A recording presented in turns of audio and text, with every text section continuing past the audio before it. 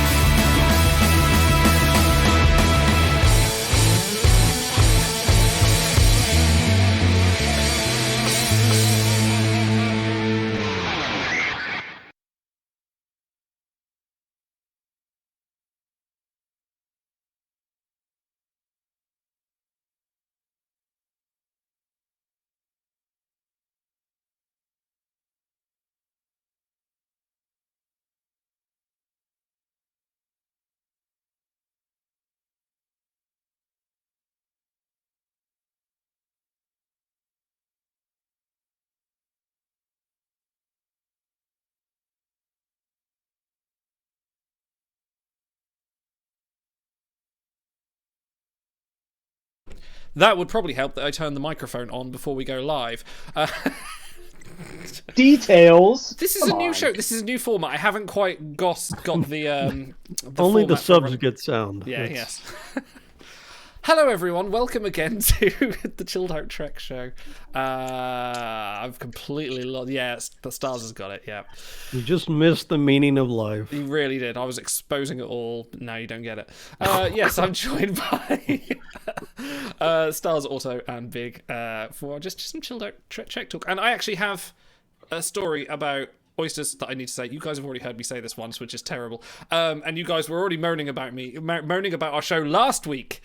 Because we didn't have enough food talk. So guys, please, what was dinner? You pitched this to me as a chilled out whatever stream, and then like 2 weeks later, you'd workshopped a musical intro. You're like, all right, we're gonna discuss all things Star Trek, and I'm like, whoa, bro, I just want to blow off steam. All right. I want to talk about like chinchillas and whatever for 2 hours. You know. Right, back on chinchilla. Well, I hope chinchillas weren't for redeem dinner. yourself with oyster talk. Okay.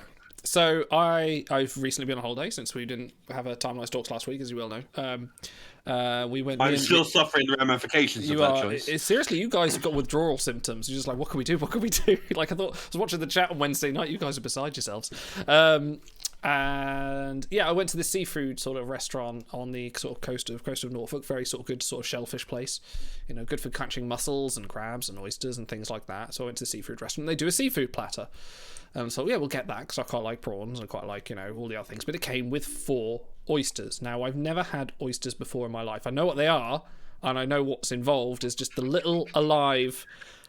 I love the qualifier they have to tell us. I know what they are. I know what an oyster is. Like I've been made aware of them, but I think until you're presented one in front of you and you see this small, white, slimy, pulsating thing because they're still alive. And then you have to neck it. And I did one, and I nearly gagged. I was just like, no. Like, it just tasted like salt water and regret. Well, it's, in a former life, I was a server at a restaurant that served. I thought you were going to say oysters. fisherman. So, I could well see that.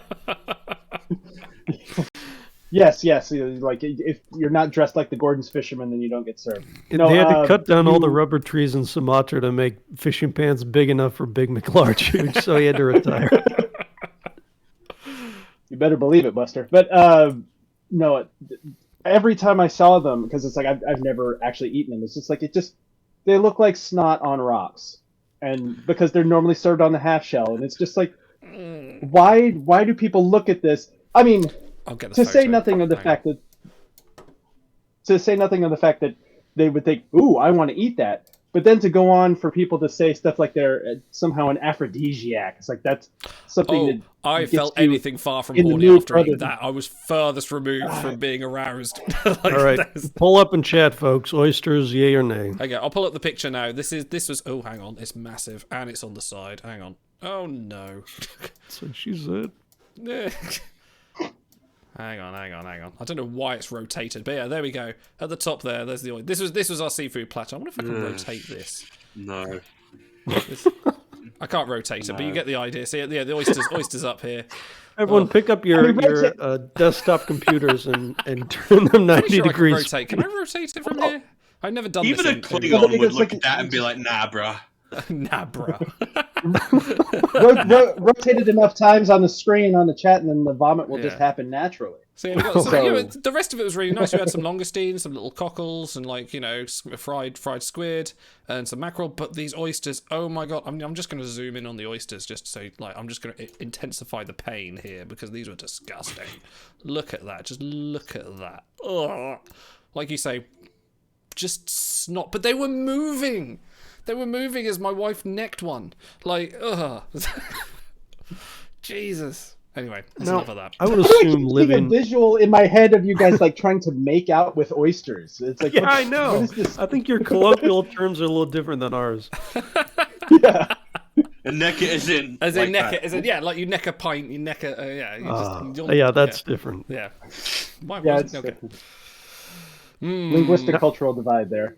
I would imagine living on a big island, seafood is probably pretty good because I'm extremely landlocked in Germany, and I wouldn't touch anything seafood around here if I could avoid it. So really good seafood around this way. Like anything else, like they do, langoustines, the crabs, the oyster, the mussels, really good around here. But yeah, no.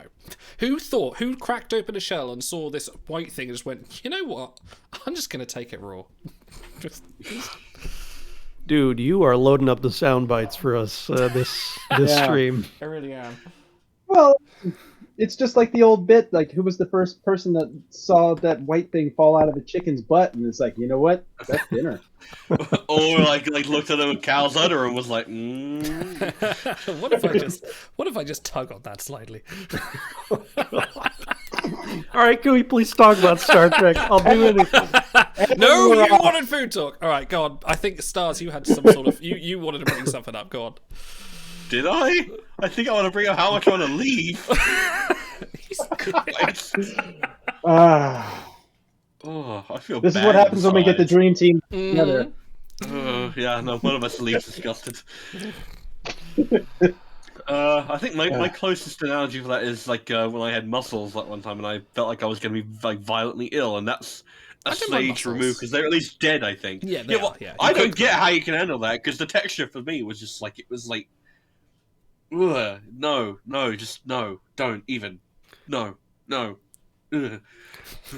So for podcast viewers that we don't actually have, no one likes oysters in chat. So fantastic. I did tell Idol.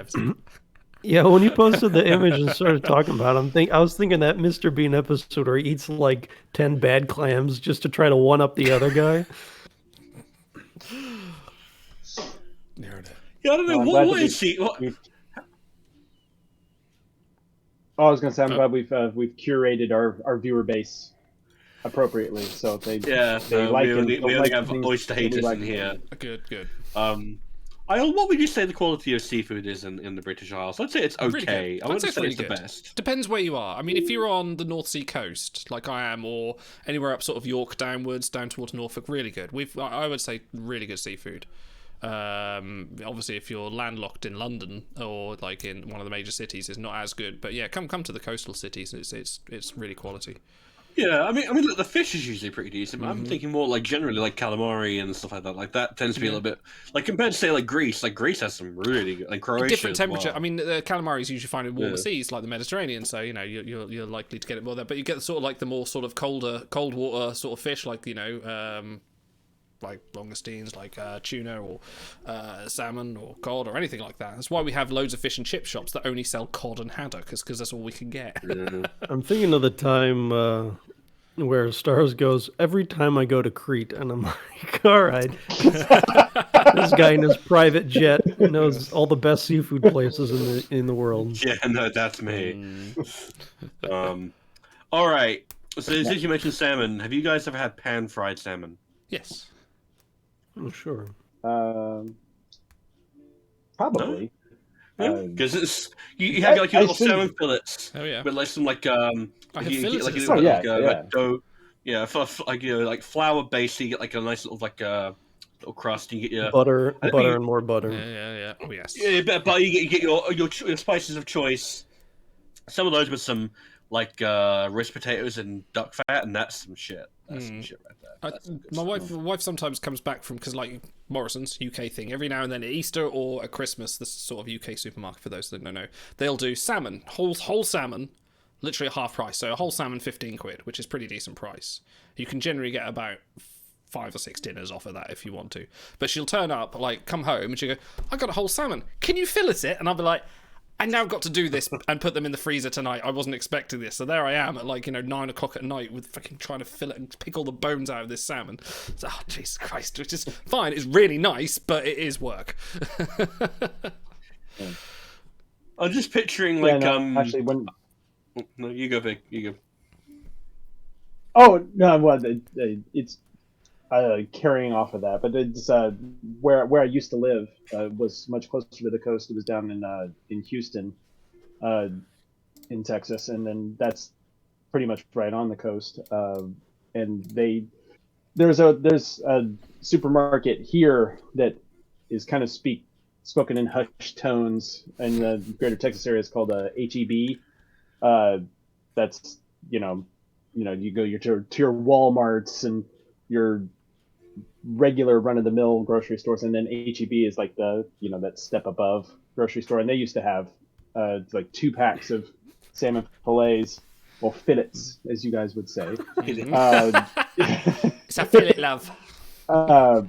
Sorry, I was just chuckling at Wine Glasses On's comment. I only gut and fillet vegetables. Perfect. But yeah, we used to get those for, it was like $4 for two fillets, and it seemed like it was a really good price, and it was really good quality seafood, and I miss it a lot. And this is only bringing back memories of things that I can't have, because right now, where I am, it's like you could drive to Dallas and Fort Worth and have your bougie seafood that's just kind of that's nicer, that thinks it's nicer than it actually is, and the quality of it is just, but it's just dressed up with bunches of sauces and stuff. Or you could do the country redneck version of quality seafood and just go to Red Lobster and get some D- grade seafood, and then the A+ cheddar bay biscuits. Unlimited breadsticks, yeah. So is this one thing that really puts me off about, like, there's places in, like, I don't know, Vegas or casinos, and they say, yes, unlimited shrimp, and they'll put the platter out, and I'm as someone that has had food poisoning by myself, my own cooking, like leaving prawns out a bit too long on the counter and then eating them and then being sick all night, having the thought of then just these prawns sitting out on the counter side of a sweaty casino just makes me go, no, and why?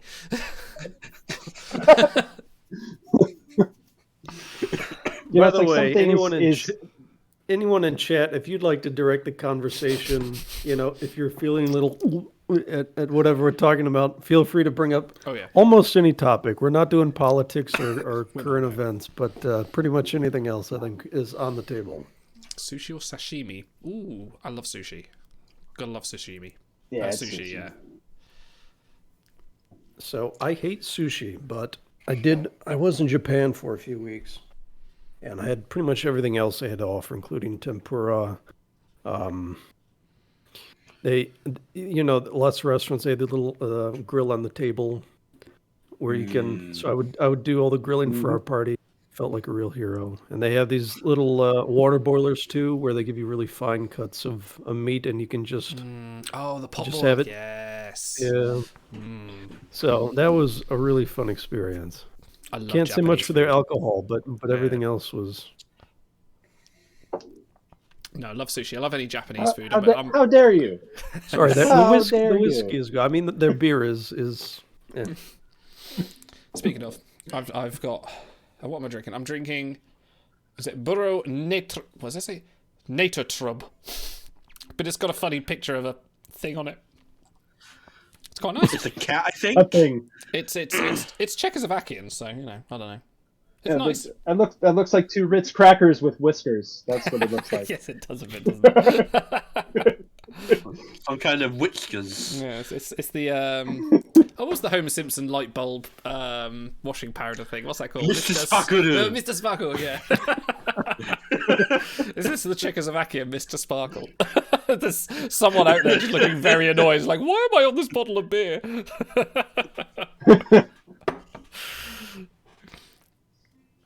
Okay. A question for the ages: cookies or cake?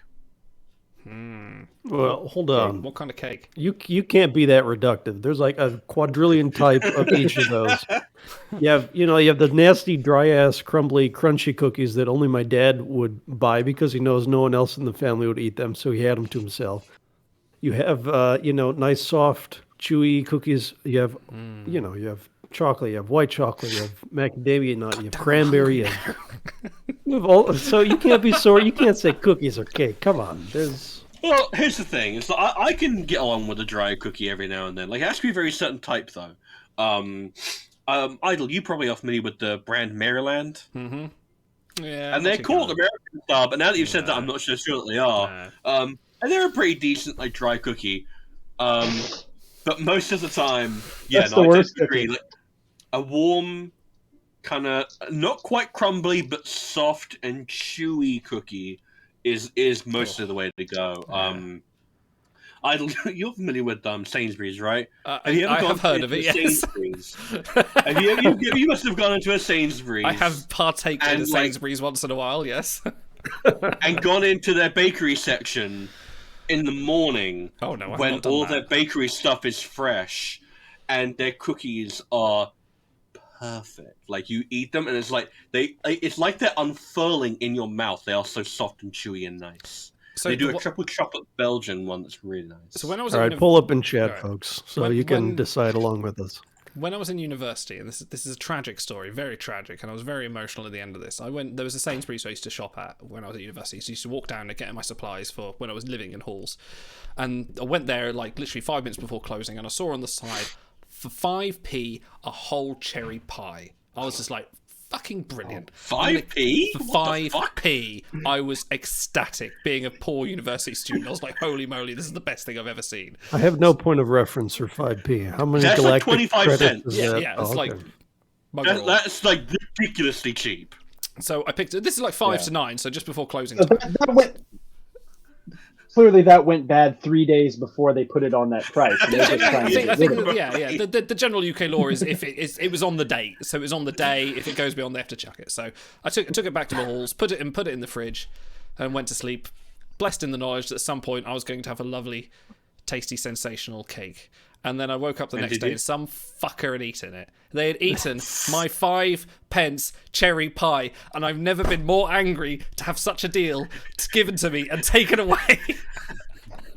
I wasn't angry about the cost. I was angry about the deal and how good this was going to taste. This is how I would never be able to live in halls. I would not be able to stand the potential invasions of my food. I've got hall stories, definitely, which I may save for other times, but I have stories. That's the kind of thing that's like the first stepping stone on the way to becoming an eventual supervillain. Is just enough of those things happening in your life. That's how Megamind got started. Yeah. Wow. Yeah, I was pissed. We lived in the halls with like 12 other people, so like I couldn't. I was just like, who? I still have my suspicions to this day. It's an ongoing investigation. Well, I mean, that's 12 is not a huge number. You could shake them down one at a time until you got to the last one. You just check their breath. It's like, okay, who smells like cherries? Tell me. No, I'm pretty sure. Meanwhile, the guy in the office who has diabetes gets arrested. He's like, it's not cherries. Oh dear. I can't have gluten. Oh, possibly. All right. So, okay. In which case, if we're going to be in a conversation about cookies, what cake? What's your favorite kind of cake? Chad said carrot cake and red velvet cake. Carrot cake is big with me. I like that one. I like a good Victoria sponge. Ooh. Actually, I've watched 10 seasons and 1 episode of The Great British Bake Off, so I'm an expert by now on Victoria sponges. I could probably make them in my sleep. I have to go for Go on. Oh, Chad is the pull is split between cookies and cake, Oh, wow. with pie bringing up the rear. I have to go for coffee cake. Coffee cake with a nice frosting, with a nice coffee. Oh, lovely on top. Yes. Yes, please. I'm speechless for it. Those sound bites just keep on coming, man. I'm a simple man. You give me a chocolate cake with chocolate frosting, and I'm good. That's what I ask for my birthdays. You know, if you could put some coffee in with the chocolate cake to just kind of intensify the whole chocolate thing. I bet you've got your one tiers time, of and chocolate actually cake, though, haven't you? You've just got like my basic chocolate cake, but then you've got the top is like, is that a ganache? Oh, tier 1. Yeah, actually, well, this came up on a stream. I think it was the stream that Seven was on, if I recall correctly. We talked about cakes. We did. Yes. Proto drunk stream. Yes. Yeah. The taste of things to come. But no, where my wife made me one time, she made me it was a chocolate cake, and then it had peanut butter and then chocolate ganaches on it. It was like peanut butter frosting and then chocolate ganache. I'm trying to find a photo of this because you shared it in Discord, and I know exactly what you're talking about. Yeah, and then there were chopped up bits of Reese's peanut butter cup across the top of the cake. It was the richest thing. It was like Jeff Bezos. It was just it's got its own fucking you yacht. couldn't have more than you couldn't have more than 2 or 3 bites of it at a time, but God, those 2 or 3 bites were just phenomenal. And so that is kind of the top of the mountain for me. And it's been probably 7 years since she's made that cake, and I think it's time. Oh no! We need to do that again. Feel for you. Like some men, they're like, you know what, honey, it's been a little bit of time. You think I could put the Marvin Gaye on? Biggs over here, like, honey, it's been 7 years since the cake. Enough time has passed. The statute of limitations has lifted at this point. We can have the cake again. You submit a freedom of information request. Yeah, I need cake. Opinions on fudge. Fudging your cake. How do you deal with the fudge? Fudge is amazing. Fudge is okay. Oh, I love fudge. I like foods that I can eat mass quantities of without getting sick. And fudge is good in small portions, but you have too much fudge, you wish you didn't have too much fudge. I'm disappointed in your lack of resolve that fudge isn't a mass quantity food. If I paid a lot for it, then I would eat it all. But if I just had it there in front of me, I would be restrained. No, my family has for a very long time, like they'll have their Thanksgiving or whatever. I'm talking about my extended family, where it's kind of the family reunion kind of get together kind of thing, and they'll have their dessert table, and probably 4 out of the 5 things are things that are just like weird quasi desserts that you wouldn't really. It's like peppermint and vanilla nonsense of just things that shouldn't go together. It's got like Cheerios mixed in it, and just it's like marshmallows on pretzels. Yeah, I've seen everything, dude. Yeah. And so there's all that stuff, but then off in one side in one tin there is fudge that has pecans off in it, and it's dark, like deep fudge with nuts in it, and it's like that's my thing. It's like I'll stake out my claim early on that when I get to the reunion. It's like, okay, this is me. This is what I came for. Not any of you. This. Yeah, and so and I will go back to it probably 8 to 10 times over the course of the get together, and probably eat about half of it. Nice. And it's a pan. I mean, it's a good sized pan. It's probably the size of a. Oh my lord! The only sweets I have within range is a thing of Oreos that my wife bought because it says Batman on it. So she's easily led astray in the aisles. All I've got to snack on is my medication, which I need to have actually. What have I got? I do have a box of Twinkies over there that I could have. Wow, I could have really? Wow. I think I've had one Twinkie. Because like, why? We bought them in 1992, and they're still there. I did buy them 2 years ago. They're still good though, I bet. It's because, like, I don't know if you've noticed this, Idol, but like a lot more supermarkets nowadays have like American food sections where they'll just Lidl stuff, especially like, has a whole shelf full yeah. of yeah. Lidl especially has an American range they do once every 3 months for a while. Oh yeah, most of it looks fucking gross. Like most of it, I'm like, Yeah, that does not look like it's fit for human consumption. But then I'm like, I need a box of Twinkies. I don't have a box of Twinkies. I remember when my, I guess she was my wife for like 2 days at this point, and Alright. I was walking her through American supermarket, Oh. and like you walk in the door. And like, there's this big display right in the middle Did they with just like puff some coffee sugar cakes. in your face? Just to Yeah, get them no, advertised. Pretty much. It's like Entman's coffee cake. They built this like giant pyramid display. And we're walking down the aisles. The bread aisle is like 4,000 varieties of plain white bread, with like added sugar. And then they had like a half an aisle dedicated to Twinkies. They had like chocolate Twinkies and banana Twinkies. And she's like, "Is this what it means to live in the States?" I'm like, "Yeah, pretty much." There's when my in-laws lived in France, we used to go over there, and the supermarkets over there, I used to love going there because their cheese counters were insane. Like the French cheese is just a big thing, but they also had like a big confectionery bit, and there was one, their mass-produced equivalent of like a kind of sort of like a Rice Krispie cake they did in different flavors, like coconut and like they weren't great, but I had to get them because of the name, and they were called Granny Maniacs. And I was just like, I need to get the called Granny Maniacs. Like, I have to have these. And I was like, yeah, I'll get the cranberry one. I'll get the chocolate one. I'll get the coconut one. So what do you mean? I'm eating a granny. Wow, dude. You really... They tried that technique with apples and it didn't work. Yes, no, just put chocolate. It's fine. All right. Let's pivot away from food just for a minute. Because we got to keep things fresh. I don't know how much Stars and Garters we're going to get on Wednesday, and I want to talk about the game for a second. Because they just did Honor Hall. He's turned into Timelines Talk, stealthily! Yeah, sorry. It won't be long, I promise. I want to do something with these shows, or just to derail the derailment for a second. Quick, save us, Big. I almost want...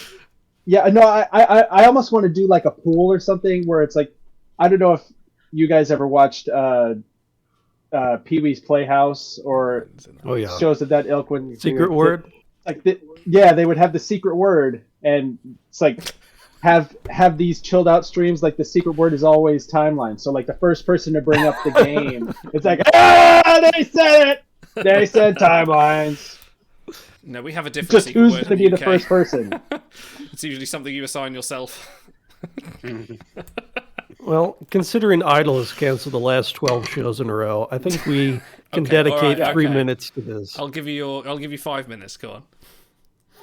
So now I'm just throwing it to Stars. Talk to me about High Wharf and the Dishonor Hall. It's a fucking lemon, man. I'm so upset.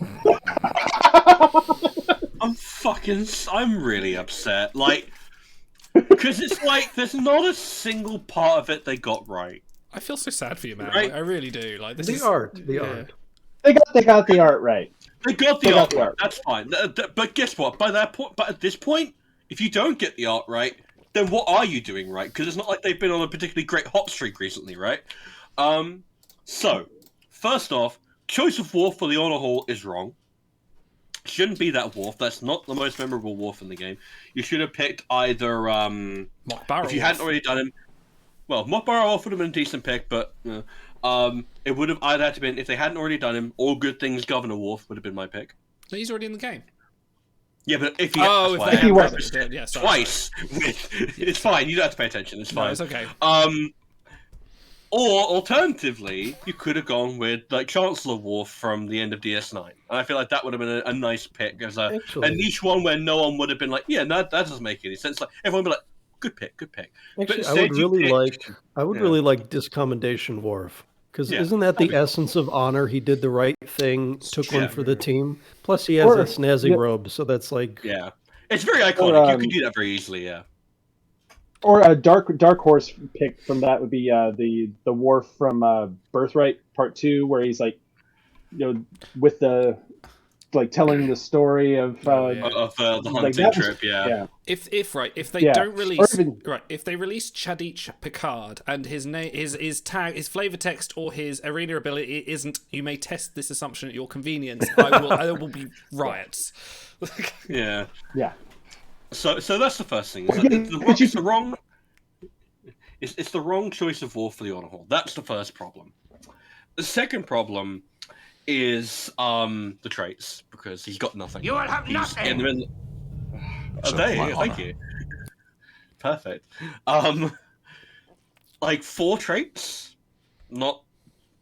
That's it. That's all you could think of for a guy on his wedding night. No romantic, no stuff. I'm just repeating what Auto's pointed out. He's pointed out that there's a million traits. Guess what? I'm really generous when it comes to giving out traits when I make my fake crew, right? Sorry, Timelines talks originals. Sorry, not fake crew. Trademark, patent pending. So when I'm making fake crew, I'm very, very generous with traits. I give them out like candy, right? And it's like, you can argue with me on most of them, but I feel like most of the time I don't give them away unless I feel like there's a reason for them to be there. And it feels like, what's the point of making a crew this trait empty in a game that is at the state where we're in now, where traits are basically everything? Well, you don't have to worry about You ain't got retrieving traits, them, what you so. got? Well, yeah, you can't retrieve them either. But like, in a game that is all about collections at this point, that is all about making sure you get your mega crew, like, you know, like as strong as you can. In a game about making sure that your crew are hitting every area of the game and can voyage on everything. It's like 4 traits. That's the best you could do. You're gonna fucking Baul him. Thank you, cunts. Jesus. Ah. Another thing. Why does he have med? Now, it's Well, fine it's a when Bashir had spiritual it. It's an endurance challenge, isn't it? He's got to endure something, a If physical anything, toll on he's his the one body. inflicting pain. Well, true. He's the one inflicting pain on them, for fuck's sake. All right. But that's the minor quibble, right? Pull up in there's chat, the power. Because, sorry, I'll let you resume in a second, because Stars and I have been doing some Timelines Talks Originals crew, and I think we agree that long after the game is dead, we're going to be watching Star Trek, and we're going to be like, yeah, I should probably have the prisoner trait, and then it'll be like, oh my god, what am I doing? So, like, it's just like, why? Why would you debut a crew at this power level and put them in the honor hall?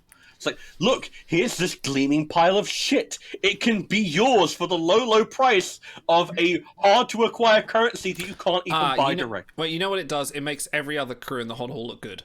It makes Beverly Picard look good. It makes Ball Queen 7 look good. You could have this, Yeah, or... that makes me feel real good. That makes me feel real good.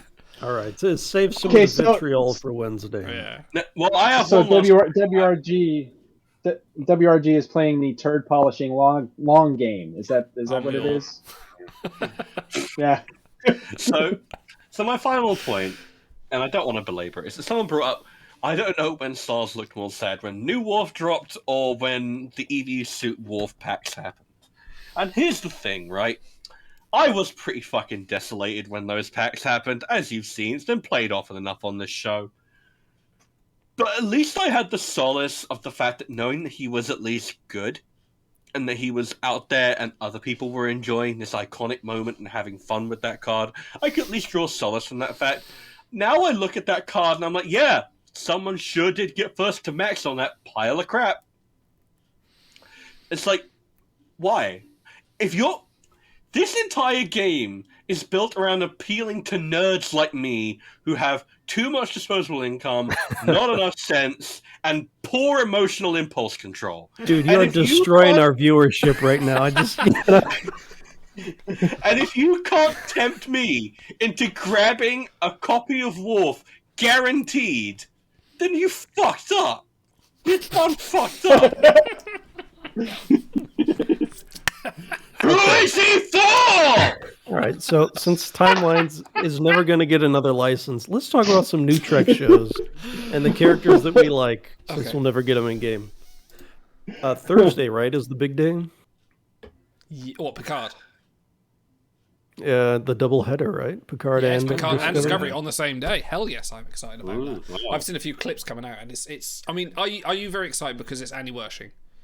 Is that the first time that like Star Trek has been airing two series No. simultaneously? It Like, happened- years? No, because DS9 overlapped with both No. TNG and You Voyager. know, was that the last time that it happened? No, this is 'cause the about first a time in month- 20 years. A month ago, we had Disco and Prodigy.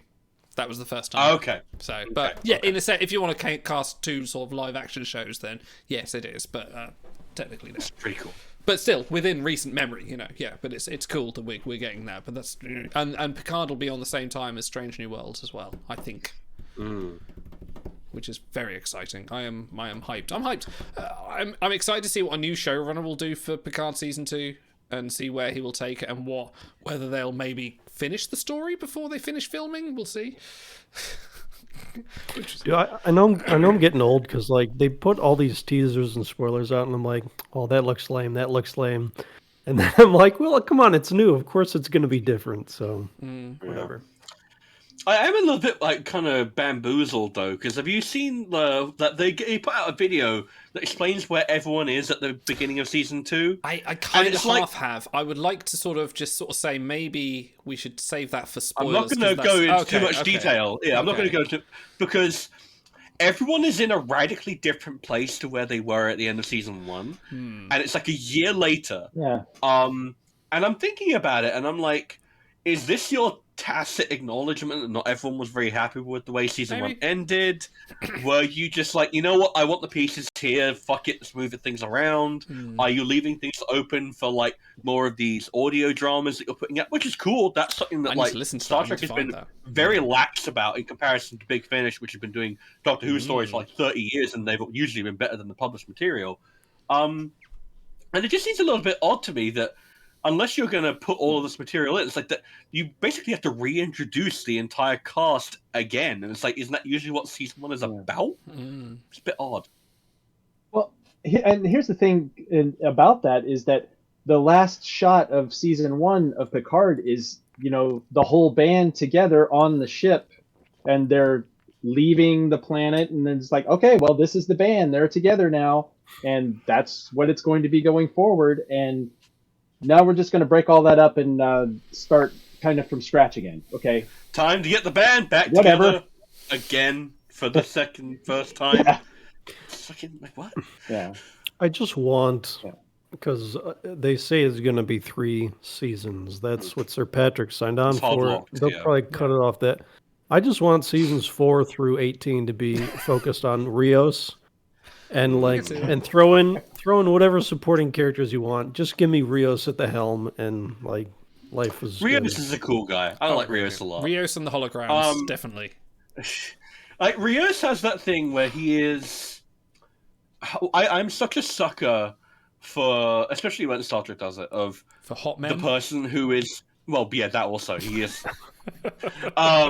He only took his shirt off once in the whole season. Awful. Oh, it was Awful. enough. It was enough. Don't worry. It got the imagination going.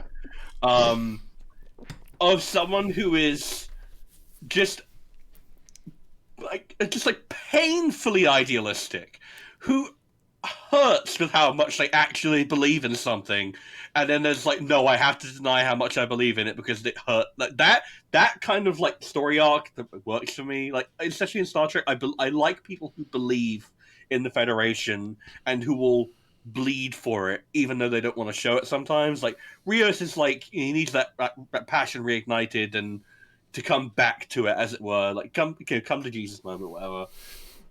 With Picard bringing him back into the fold and be like, look, that's the kind of captain you served under, who inspired you in the first place, type thing. And I'm just a sucker for that kind of like that story arc. So I like Rios a lot. Some of the other characters I could take or leave, but they're still fine. I hope they expand more on 7. That's kind of what was exciting about this No Man's Land, which is the name of the audio drama with, obviously with Jerry Ryan and Michelle Hurd in it. But I'm excited to see what they do with 7 because she's a fan favorite character. She, people want to see where she's developed and where she's going with that. I mean, a lot of her, character building was done in Voyager, but I think enough people are kind of excited to see like where she goes from there, and I'm glad she's getting more work and a bit less sexist roles as well. We will. All right, what I'm gonna try to. what happened with her and Chakotay? Come on, what's the story? We need details. Oh, that says as Cairo 47 is pointing out in chat. Yes, La Serena means the Serena. So it's like El Nino. El Nino, which is Spanish for the Nino. the Nino.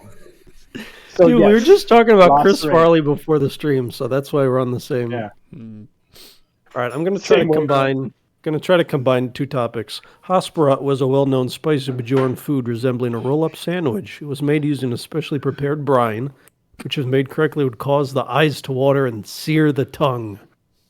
All right, favorite Star Trek food, and you can't say Balerian canopies because that one's mine. Oh wow, I'm gonna think about this one. Okay, I've got it. It's not quite a food, but I have immediately. It is that drink that Guinan describes in 10 Forward.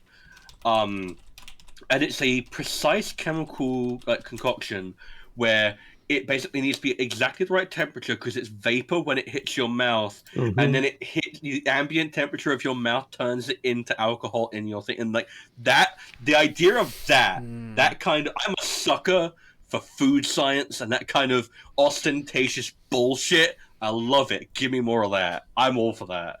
I'm not even a drinker, but I drink that.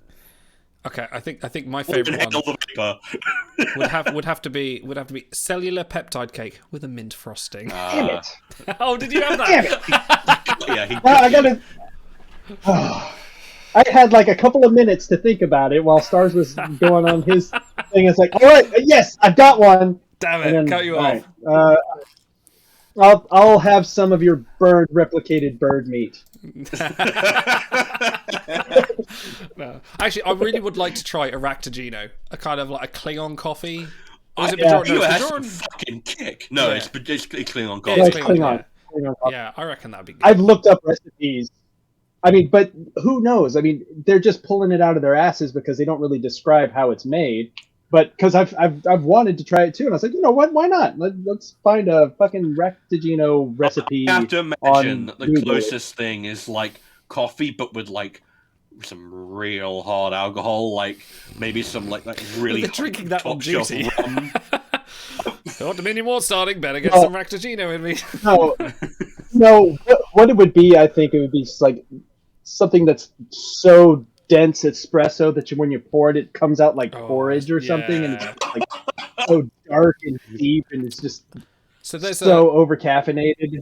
There's a good story in the Pratchett novels in the sort of the Guard series where they have a type of coffee that is like anti-caffeine. I can't remember the exact word for it, but it's supposed to take you, if you get so pissed, you drink this coffee, it takes you all the way back down to sobriety. But if you drink too much of it, it takes you too far the other way. You become too sober, and they just call it your nerd.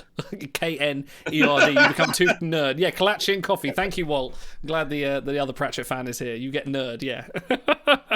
I like that idea. I think that's what Ractogino is. It just gets you all kind of like super sober. Someone pointed Does out. anyone want to? There you go. Now you talk. No, you go ahead, and then I'll follow it. I was going to say Jumja sticks. I bet you those are fucking delicious. I bet you if you go down to Bajor on a hot day and you like order like a chilled Jumja stick, I bet you that's a good day. Is it still alive Wait, so when you is eat that it? a fruit? Well, no, it's like a sugar stick. It's basically like a kind of like an ice cream or a lolly. Okay. Yeah. Do you guys in the UK have rock candy? It's like a God, wooden yes. stick, and they have We the love rock crystal. candy. I haven't had that in like 25 years, but Every seaside know. town in the UK has a Okay. sometimes it's homemade rock. Only in this seaside town that every other seaside town does. I was like, yeah. so Rev Damar said something sunset. He's thinking of Sumerian Sumerian? sunset. I think that's the Katarian one where sunset? you Oh, clink it ding, and then you yeah. get the great color. That would be fun just for the experience. So apparently it's made from the sap of the Jumja tree and natural sweetness, at least according to Miles O'Brien. Thank you, Cairo. I believe that. Does anybody want to stump for the desiccated TOS Quark? food cubes? Oh, They're gonna say desiccated quark. I'm like, No, oh, that's a no, thing. sprinkle it over your Ractogino. Yeah. Will bring you luck. No, yeah, just the the TOS Lego food. Lego food. It's nutritious. You built a complete breakfast out of it. Actually, I was just watching the episode with, the Kelvins, where they have that little device on their belt where they turn people into, rhomboids or whatever. Cubes, yeah. Yes, so of course they have to tempt the aliens because they've taken human form. The only way to save the ship is to tempt them by human things. And that's the scene or the episode where Scotty gets the guy drunk, and then he takes his belt thing off. I'll take this to the captain. He doesn't even make it out the door. So the little the Kelvin guy has this little container with like Thin Mints or something. I don't know. And it's like, these contain all the nutrients you need. And he like takes one and then that's it. And they're sitting there pretending like their little colored cube food is like the most luxurious thing. Like, surely this will tempt him. This tastes so much better than whatever he has. So it must taste at least decent. What do you think Romulan ale tastes like? I would think it tastes like minty. I don't know. Why is it banned? I just always... Is it just the diplomatic relation? I think so. I think it's partly that, and also because it appears to fucking conk you. It's like, you want to get like fucking brained upside the head, you can either get like a hit over the head with a bat'leth, or you can have some Romulan ale.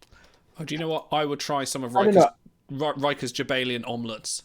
So I am looking on Memory Alpha now. I'm cheating. Owan eggs. Yes. Owan. Yeah. So with the massive ingredient list of eggs and eggs. Yeah.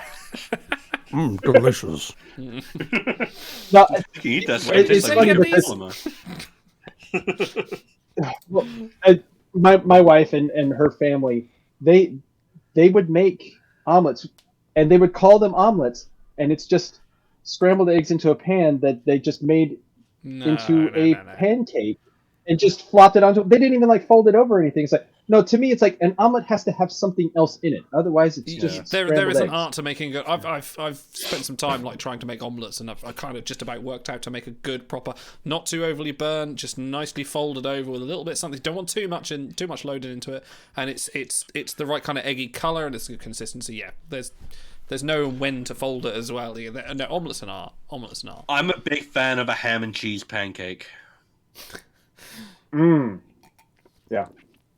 I could go for that. I'm in any capacity. Pancakes being savoury is weird. It's like waffle. There was this trend for places recently around here. Waffles having things like mince and chicken on them. I'm just like, no. It needs like sweetened ice cream. And like, no, why?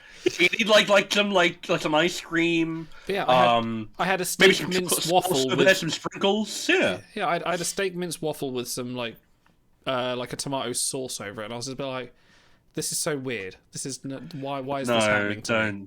Don't do that. Don't do this. All right, Nifty Mitten says bunny corn pizza. That's probably gonna be great. Bunny corn. I think of like a rabbit. I just think of a rabbit. Like this is.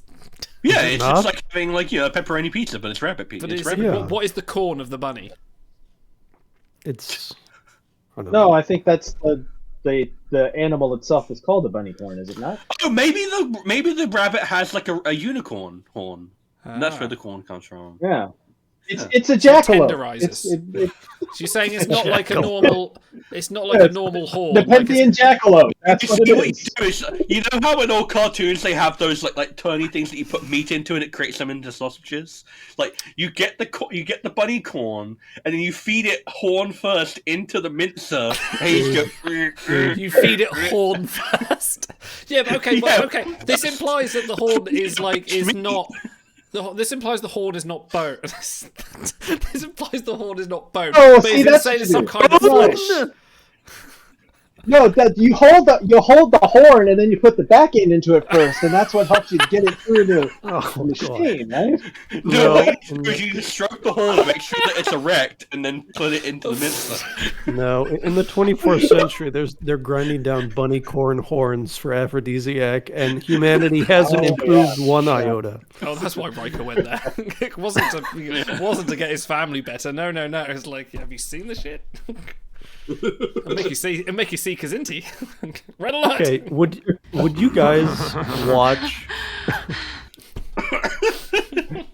Would you guys watch like alternate universe Trek, where literally Riker goes there and snorts like ground up bunny corn horn? Why would you do this? I'm pretty sure that's what he's doing now. No, like an adult version, like mirror universe type, okay. where everything is just awful and makes you feel bad instead of like idealistic and making you feel I happy. honestly would love a Little House on Nepenthe series, like, and I'm not claiming token to that phrase. I've heard that, I read that on Reddit, so I'm not going to claim that. But that I would watch a whole season of Riker, Troy, and Kestra just doing what they're doing, because that whole episode is so heartwarming. It's just like we've said it before, it's a big hug. That episode is just like, come back, my fans. It's Riker, and he's still cool. I mean, that would be kind of full circle for Frakes anyway, because I mean, one of his early roles was on the Waltons, so I mean, it's kind of Was he? bringing it all back around. Yeah, he was.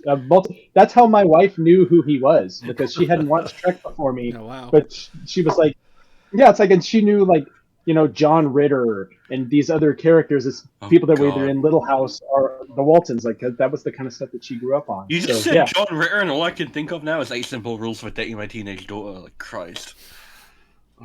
Yeah, You know, does she like TOS? Because TOS has like a billion guys from like old westerns and those the type funny of thing shows. is, yeah, she does, and the reason is it's because it has that 60s 70s television kind of pacing to it, to where it's a little slower and it kind of breathes a little bit more, and I think she really appreciates that. So now we've done it. I'm not honouring The that. podcast listeners. Those are hard-earned hair just- flips. You waited until I changed my glasses. I knew You were shouldn't gonna have do changed that. them without a hair If a flip. member of chat that does it, then I will. But You heard them, folks. anyway. The floodgates That is a open. cost. I didn't mean to derail Walton's talks. Yes. Yeah. But, Nifty, yeah, I so- have to. Nifty's just put us a picture of a bunnycorn in the show Okay. chat in the Discord. Is this pre-ground up or is This this is pre-ground up. This is a farm to table? I like how he's circled the horn in case we'd miss it. But there you go. Is the horn erect? This is the question. It is, in fact. It almost looks like a screw less than a horn. It's more like someone's put like a... Wait, they really have horns? Is this from the episode? I don't remember this. No, that's not from the. You fake fan. That's not from the episode. I haven't watched it in a while. No, this is like a P.T. Barnum, Robert Ripley kind of thing, where he just went around drilling drill bits through the heads of bunnies and selling it as Okay. a mermaid or whatever. Christ. That makes me feel bad inside. Well, I mean, that was a real thing, where, you know, Robert Ripley would have these things I that he believe stitched you. together as like half of a fish and yeah, from like what I half of read, like some P.T. Barnum wasn't a great like guy. a pygmy monkey. No. So speaking of animal abuse, Hugh Jackman, how could I not believe If he you was like so The charming? Greatest Showman and you believe, well, yeah, go read some books. Greatest Showman, I was watching that with my boyfriend, and I was like, oh, this is good fun, this music's good, and he was like, yeah, this is good music, but it's like, you know, P.T. Barnum was a piece of shit, and I'm like, yeah, so? He sings well. I watch shows about people who are pieces of shit all the time. If I can't divorce myself from reality, then what's the point of me watching a stupid musical? You know? so speaking of animal abuse, the dolphins in lower decks from Cetacean Ops. Oh, Stasi, have you watched it yet? Have you watched it yet? No, I haven't. Oh, well, sorry. Wait, you haven't watched fine. any of it? I haven't watched any of season 2. I'm waiting for Brody to be ready. Oh, but they were in season 1, were they not? No, season No, 2. they won't. That was. Spoiler alert. Sorry, buddy. Oh, I've already seen pictures of them. I know they Okay, exist. Yeah. Anyway, I was just going to bring them up as right. a segue away from drilling horns into animals, you know? How did they get about the ship? The Jeffries tubes. You reallocate the water and then you go. Pew! So would you reckon they pre-flood a Jeffries tube, they swim through, work with electrical equipment, and then go back? Yeah. Okay. They wear rubber gloves. They're not idiots, obviously. Rubber flipper gloves. No, they have. Well, I'm sure they have personal transporters, right? No, that's true. And I killed the giant. I'd like to follow up on that, but that would involve me bashing Discovery, so I'm just going to leave that one alone. Okay. That's fair. Discovery's been real good lately, Okay. guys. I'm sorry. I still need to watch season 4. I need to. I'll get around to it at Been- some point. I am season 4 over season 3 so far, definitely for me. But really, okay, I really like season 3. So I have a question. As pertains to sort of like Starfleet like aesthetics in terms of their ships, their uniforms, their phasers, how do you prefer them to go? Do you prefer them more militaristic, or do you prefer them more like peacekeeping, more peaceful?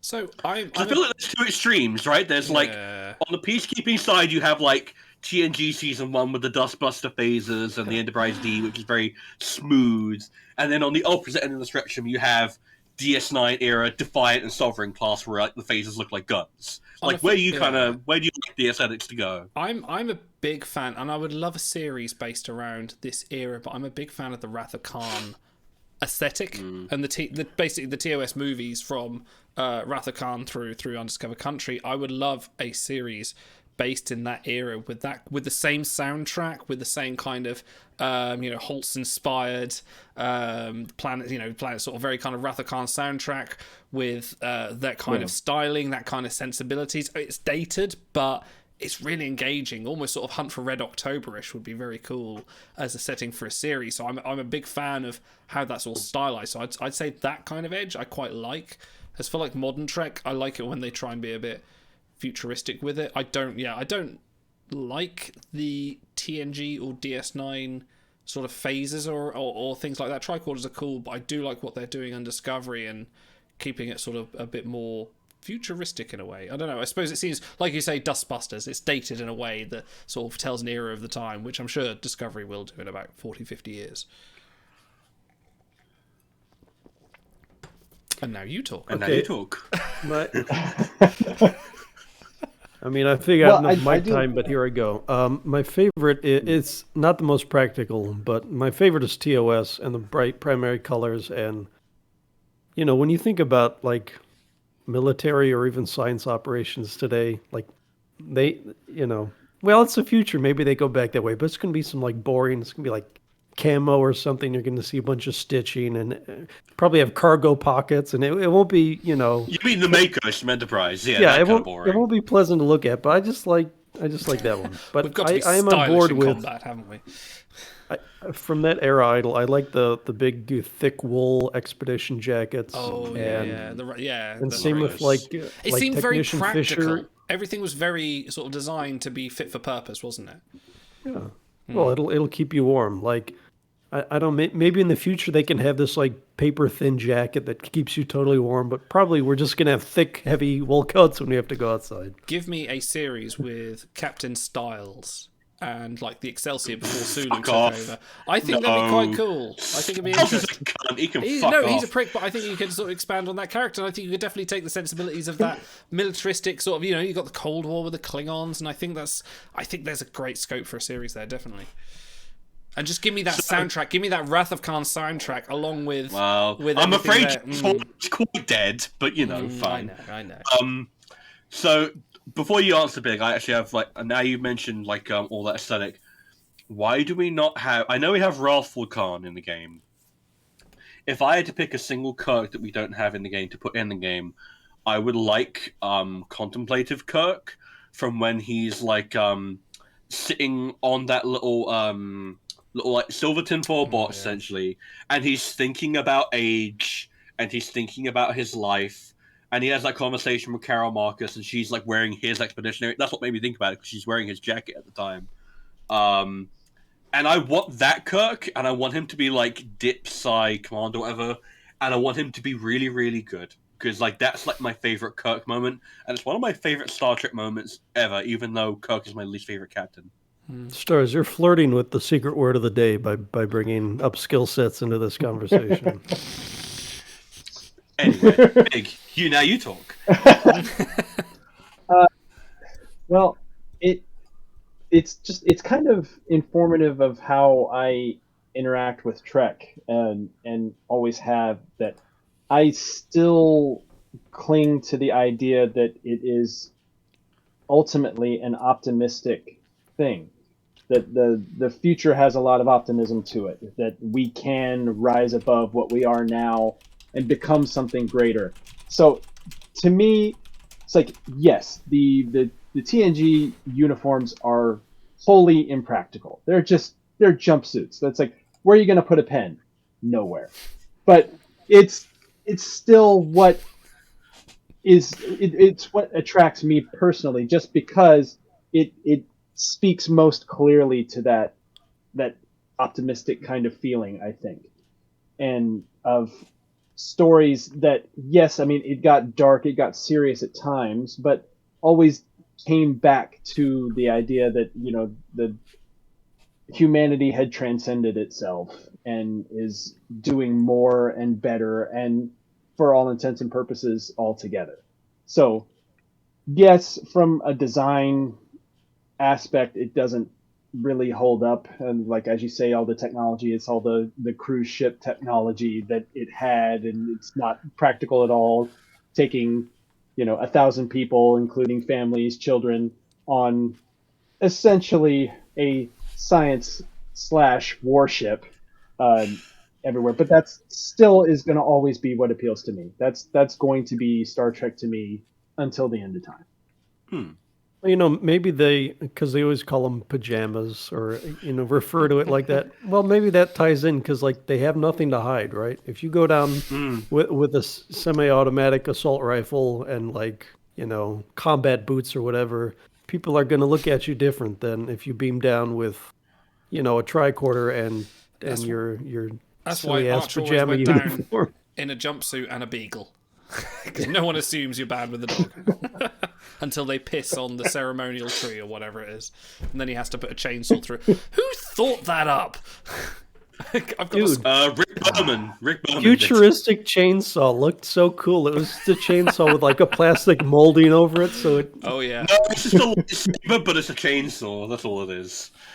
That's one of my favourite things from The Hitchhiker's Guide to the Galaxy, the recent film, the 2003 film, is when, you know, Trillian breaks out. She's going to cut a loaf of bread, and she brings out a very tiny bread cutter, and it's just a tiny lightsaber just to cut bread. Love that.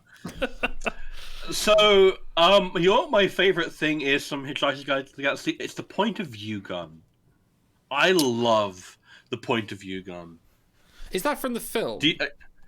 I think it is in the book as well. I don't know if it is, but even if it isn't in the book, it's probably my favourite thing about the movie. Then I'm from the radio. I remember listening to the radio series, a lot of those, and then went to the books. Because I don't know if you guys are familiar, but the conceit of the point of view gun is that it looks like, you know, like it looks like a Nintendo Super Scope. Basically, it's like a big, like, kind of rifle, and you point it at someone and you shoot it, and they just get hit with an instant flash of your perspective on the situation.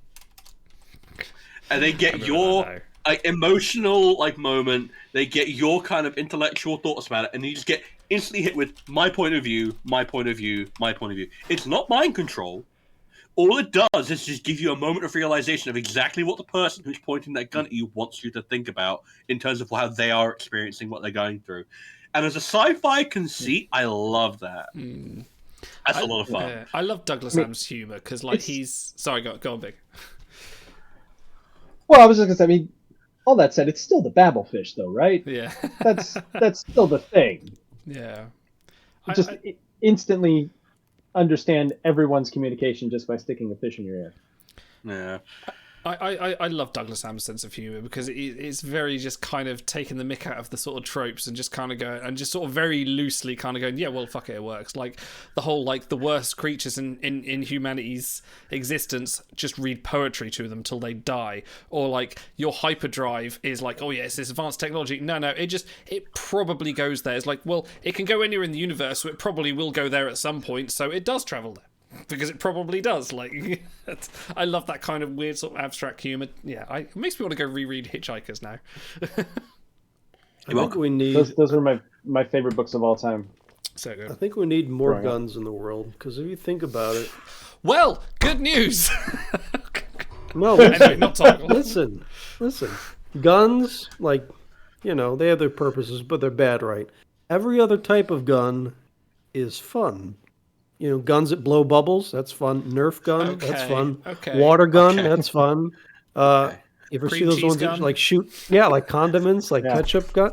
Every other gun except for the bad T-shirt ones. cannon, great. I don't know. T-shirt cannon. That killed Maud Flanders. Sorry, at The Simpsons. Yeah. So every gun except for the bad ones, they're built around like fun and helping, right? And I want to see like the divide between good gun and bad gun and where T-shirt cannon falls in there. Just right in the middle. It's a fringe case. it's chaotic good. My gun alignment chart with the AK-47 at chaotic evil. Oh God. Oh, Actually, I'd come like a think of gun it- that fires silence so I can just shoot it at my children. It's dangerously close I to a would- good clip to take out of context there. Idle. This whole show's out of context. Come on. I would trample you in line to get one. Yeah. Yes, Red Dwarf books. So Cranky says Red Dwarf books are very much similar. Yeah, Grant Naylor and Doug Taylor. No, Grant Taylor, Doug Naylor. Always get those two confused. Very good, very good. Like, Easy. similar kind of sort of style. The book, believe it or not, the Red Dwarf books, not just the series, are sort of very akin to that as well. But Well, they're very different from the show because they go off in a very Yeah. different direction. very much like the last one. I think it's called The Last Human. Goes very serious, which is very interesting. But yeah. Yeah, in case you guys ever want something that's kind of adjacent to Hitchhiker's Guide, Red Dwarf is a very good series. Like, Red I think Dwarf's I've only watched the excellent. first, 8 series, and they're quite good. They're British series, so they're very, very short in comparison to American ones. Very, very sort of 80s, 90s, sitcom stand-up humor in some ways. But if you want a pretty good endorsement, there is a clip out there of Patrick Stewart talking about he was in a hotel room just flicking through channels, and then he came across an episode of Red Dwarf, and he was about halfway through reaching for a phone to call the lawyers for because it was such an obvious piss take of Star Trek, and then he was like, "Oh no, wait, this is something very special." Yeah. It does not take itself remotely seriously, apart from when it does, and then it's very, very effective. Yeah, I think it's what season very 8 good fun. was really. It's either 8 or 9. No, it was 9 was the bad one, wasn't it? 9 when they was go bad, to Coronation yeah. Street and all that's terrible. But I think it's 10 and 11 have been good. I enjoyed those when they kind of went back to okay, let's just be a stupid sitcom in space. But yeah, no, Red Dwarf's classic. I love Red Dwarf. I remember trying to watch it with my Don't watch mum the and dad American when I was one. about. Don't watch it. Yeah, when I was about 6 or 7, I was like, "Can I watch this?" No, it's too adult for you. And ever since then, I was like, "I really need to watch this. It's in space." I like how you had your parents with that, and meanwhile, my dad got me a copy of Red Dwarf Season 3 on DVD with the little Starbug die-cast model for Christmas one Wow, year. So really? we had very different upbringings, Oh, you and man. I. No, I had to wait till everyone was out. Go through. There was a box with loads of videotapes in it. So I'd go through and I'm like, haha, I'm going to watch this. And I just put random stuff on. And there was one, and I forget the comedian's name, but it was just like a stand-up comedy set. Put it in, started to watch it, and then this comedian just turns up in stage buck naked when I'm watching this when I'm 9 years old. And I'm just like, oh.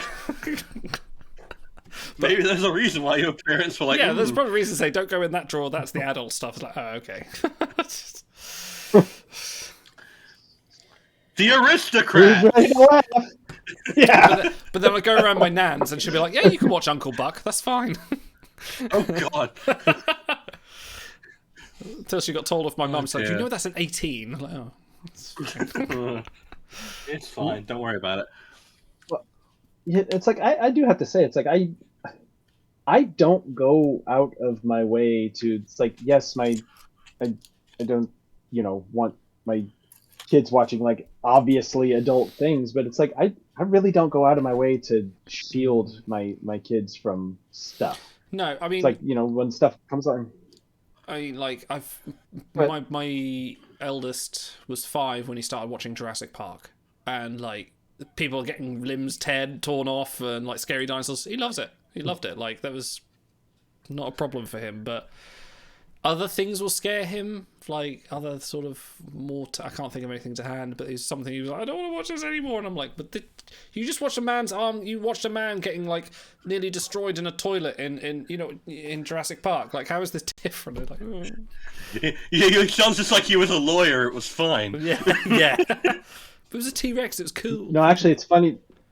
It's funny the things that you wouldn't expect. We watched The Mummy Yeah, the Brendan Fraser. Oh, I love the Mummy. Rachel Yeah, it's Weisz, a good and because I love that movie, and I wanted everyone else to experience it. And yeah, one of my daughters, she just absolutely was terrified of it, and it's like she had Was it to the go out of the Scarabs room. And it's like, or? no, I think it was more the stages of Imhotep. The different layers of decay that didn't The one really bit that sit does with her. freak me out. Well, I remember freaking me out when I saw it in the cinema was when he unhinges his jaw and he screams. I remember getting Yeah. I wasn't like scared, but I was just like, oh wow, this is something unreal. This is mad. Yeah. I need to watch that film. So yeah, I was not expecting that. Speaking as a noted non-parent, we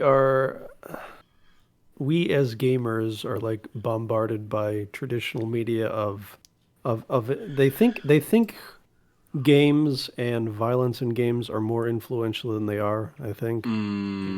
Because you could put a shitty parent with a kid that only watches, Sunday morning Christian cartoons or whatever, Veggie Tales, or you could put a great parent with someone who lets their 6, 7-year-old see certain things, and if it bothers them, then they can sit down and explain things to them. But it's like people who think, a first-person shooter creates like bad people. It just doesn't.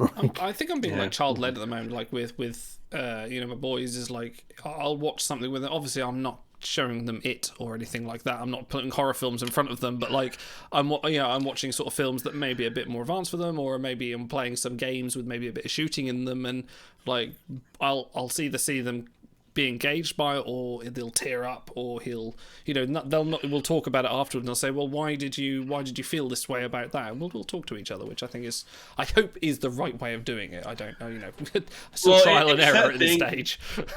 Where it's like, I feel like half the time if you blame video games or media for ruining your child, then the obvious question is, well, why weren't you involved in the conversation or stopping that from happening? And like, there is also a degree of like, media can fuck up children in ways that you can't account for because it is just non-stop, and like image problems, for example, are a massive problem for kids. Like they grow up thinking that they should look like this, like that. But especially in terms of video games, like that is something you could put a hard stop onto, even better now than you ever could in my day. And it's like, if you don't want them to do it, then don't sit them down with the tablet and like say, look, the tablet will parent you for 5 hours while mummy gets some sleep. It's like, no, be involved in your child's life and please try to engage in their interests. I promise you it will stand you in good stead. So despite everything, like my mother sort of like didn't want me watching sort of things like Red Dwarf or anything she had in the secret videotape cupboard. We had a personal computer. It sounds more shady than it is. It wasn't, but we had a personal computer and personal computer, a PC. That's what they were back in those days. It was just a IBM 386 thing with a floppy drive. How many gigabytes of RAM did it have? Do you know? It had all. I think. Did you like to sit on my lap? 3 kilobytes. Anyway, so the first game I got really invested in when I was about 10 years old was Doom, and I loved Doom. I fucking loved Doom. It got given to me. The Doom copy was we lived opposite a church. So we lived opposite a church. So the vicar would come over. He was the guy that gave me my first copy of Doom on a floppy disk and went, yeah, try this. You kill demons. I was like, hell yeah. Christians love killing demons. What's more Christian than Fantastic. Well, yes. I was like, this guy's cool. Going back to image problems, when I grew up, as I was growing up, I thought I had to be Captain Kirk. So my life has been severe disappointment because I never reached Kirk status. Oh, come on. You're leading us all. Now, I have to say, as a capstone on this, Walt Kearney says, I watched all sorts of 80s action films as a kid and I've never been convicted of any violent crimes. Now, the important word there is convicted. Convicted. Hasn't been caught yet. Technically correct. The best kind the of best correct. kind of correct, yeah. Yes, I'm 86-0 so far. Brilliant. Oh dear. Okay, what was your first video game memory since we're there? Actually, my dad traded an Ovation acoustic guitar to a friend of ours for our Nintendo Entertainment System. Wow. So, yeah. yeah, so that it was a guitar that meant a lot to him, and he traded it so we could have Super Mario. Cheers also for gifting us over. Sorry, didn't mean to interrupt. No, that's fine. So there was that, and then we went through the NES for a while, getting games when and how we could, and I remember so every once in a while I would go with my mom. My mom was a registered nurse, so I would go with her to the hospital. It's just I guess maybe she couldn't get a babysitter or something, and I was like 10, 11 years old, something like that. So I would just hang out at the nurse's station and doing stuff. And then in one of those nights, it was, getting close to Christmas time, I created and typed out a list, and I don't know how many items were on it, maybe like 20, 25 reasons why I needed a Super Nintendo for Christmas. Oh, that's good shit. Wow. That's good. Well done. And guess what? I got a fucking Super Nintendo for Christmas. Nice. So, You did your homework. There you go. They were like, he's put the effort in. We can't. This is a very good argument. Yeah, I wonder what's on Do you this have list. the list? Why do you really need a Super Nintendo?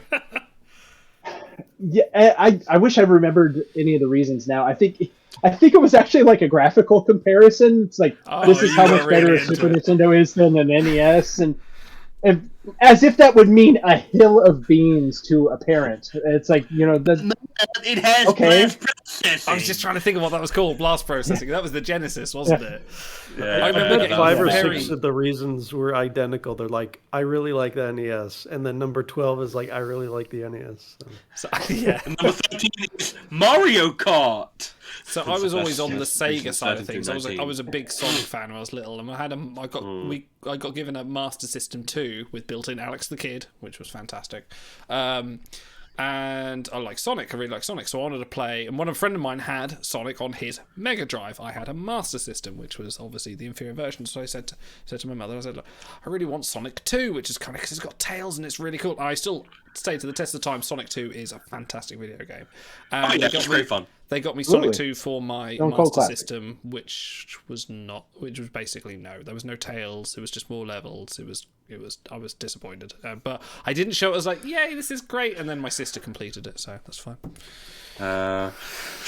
But as a parent But now, yeah, I can actually, understand with money and everything, like why they didn't go and buy me an Yeah. £800 fucking Mega Drive or however much it cost back then. £800. Fuck me. Oh, I don't know, but console prices are. You think how expensive they are? They are cheap now compared to what they used to be. Like games were like £80 at the time. That's like ridiculous.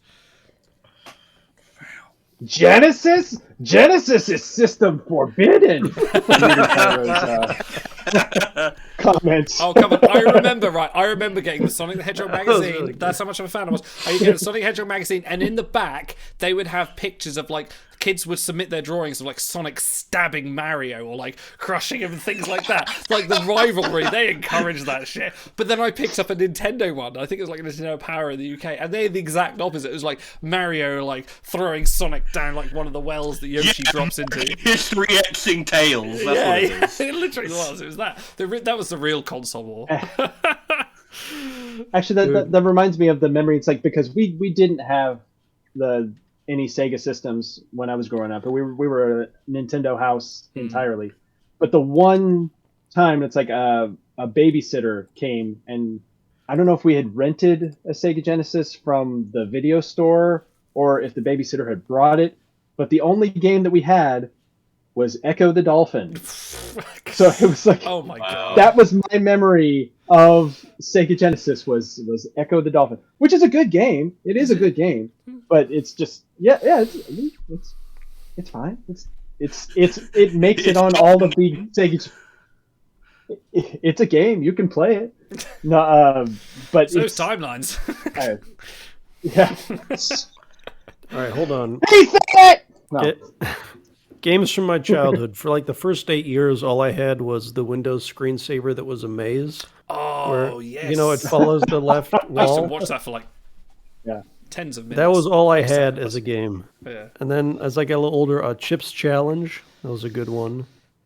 Everyone should know that. Microman, which was on like. Did you ever play? You played the Windows 95 pinball, didn't you? You must have played that. Oh, that was a staple. Everyone. I got like a decade out of that game. That was so good. It was when I first learned how to properly play pinball games. Like, you actually worked out what the objectives were, how to increase the little sort of bars in the middle, and realised that pinball wasn't just about keep the ball in the air. The only system I had until I was old enough to buy my own was the old, orange rectangular Nintendo, and I had two games. I had Duck Hunt with the little pistol, and then I had Super Mario. Yeah. So that got me through 20 years of childhood. Well, Sorry, and then 30 years. also, I'm not mature yet. Well, you were talking about Doom earlier. What we did was we got the shareware version of Wolfenstein 3D, and then we would take that to all the computers at school, and just because they all had floppy drives, and just load them on all the computers. So it's like, what are you guys doing in here? Journalism? Oh yeah, we're totally doing journalism in here, not shooting Nazis or anything. So totally schooling. There was a couple of guys in my school that were really sort of icy hot, and our IT teacher wasn't. So they managed to sort of basically get into what the primitive version of a network was back in like the late 90s, early 2000s. Yeah, we basically managed to install Quake 2 on all the machines. So when it was lunch break, we would all go up there and have a big Quake 2 LAN party. And I was like, yes, this is the best.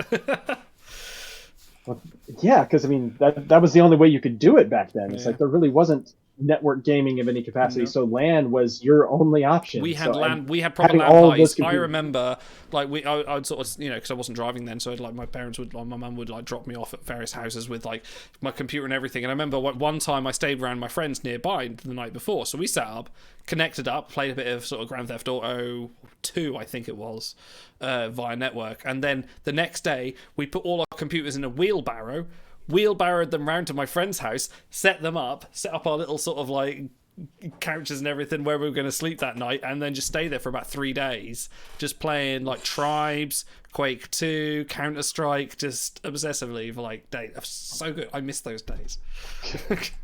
They were good times.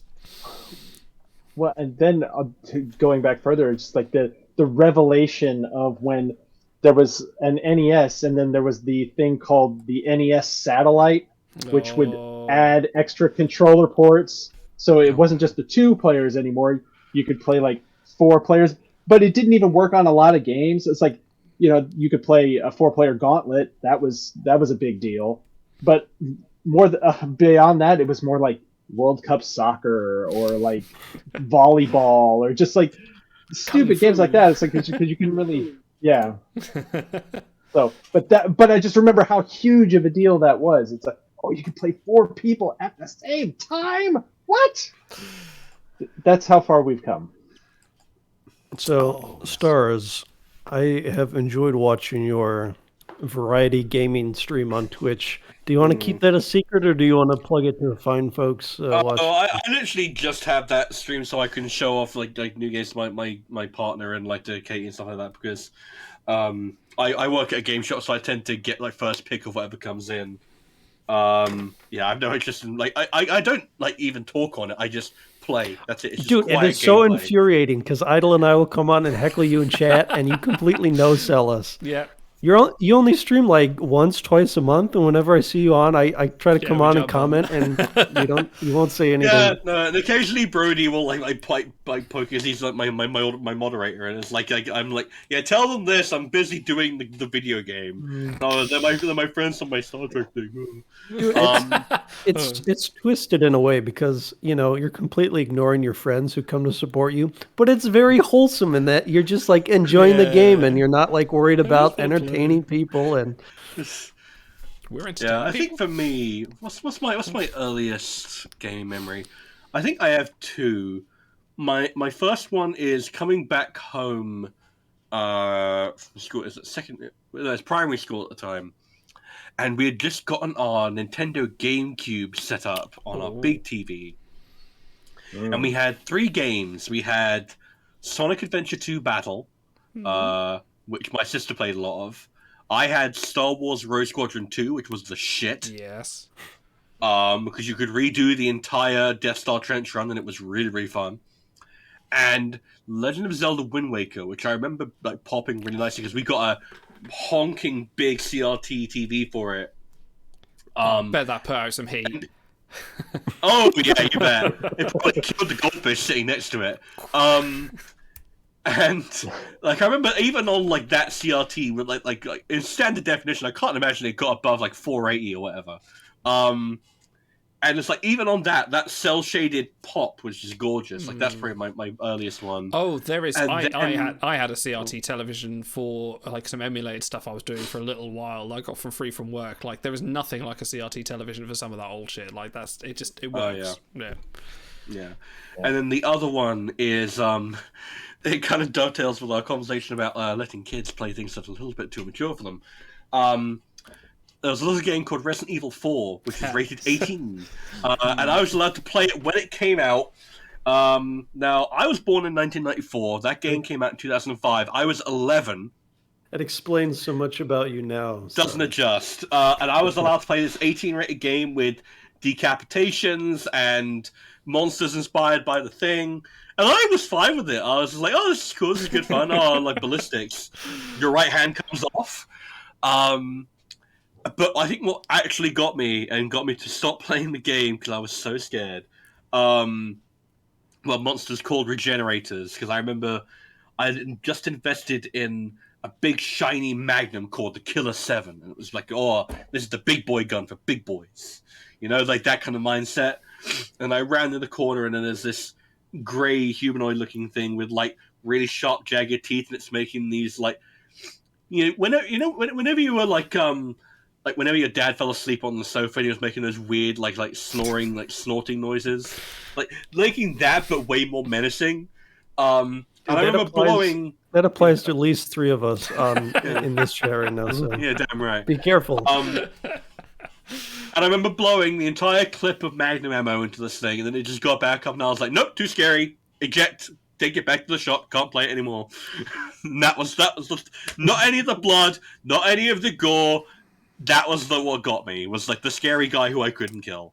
That was what got me. I'd say it was really freaky, like because I've had a VR headset the last few years, and I played a few horror games and never been too worried about it. But I think I was playing Half-Life Alyx, and there's this point where you go into like the point where all the zombies come out, and you are literally physically yourself walking into this dark corridor, and I sat there and the door shuts behind you, and I'm just like, I've got to take my headset off right now. I cannot. Some instinctual fear is like taking over me. I was like, I gotta take this off. I gotta go. I can't do this anymore. Like horror games in VR are something else. Like that's just it's too real. Yeah, I think it was Until Dawn Rush of Blood I played in VR, and like I was mostly fine with it. It was like a few nightmarish visuals, but it was when the spiders came out. Like I'm a massive arachnophobe. I'm a bit better about it now, but there's this one section where you fight like spiders throughout the most of the thing, and you're like, okay, well they're at arm's length. I can deal with it. And then at the very end of that level, you just get like swarmed in first-person view by spiders, and I was like, "Yeah, no, this is like no, I can never play this." Yeah, no, just no.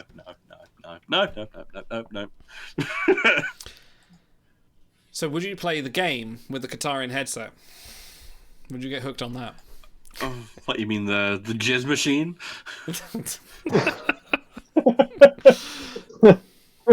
The Nintendo face.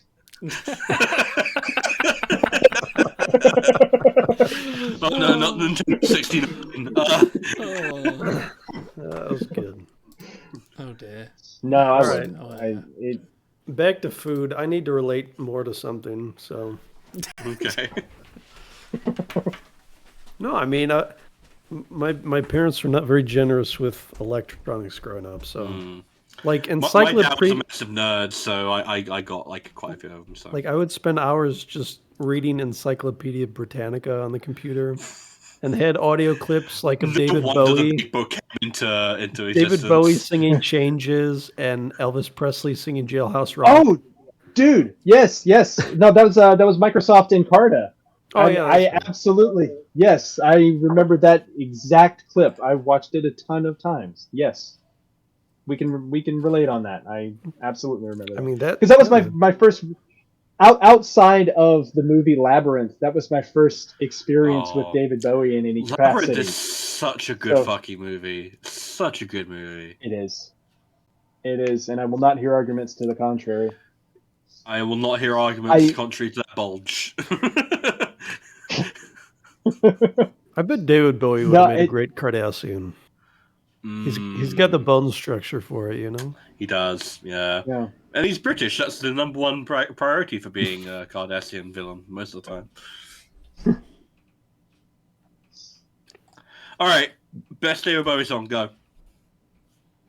Best David Bowie song? Well, see, the funny thing is, my favorite David Bowie song used to be a song that wasn't quite as popular now, but they're putting it in every movie soundtrack. So saying Starman doesn't really mean anything anymore because now it's in everything.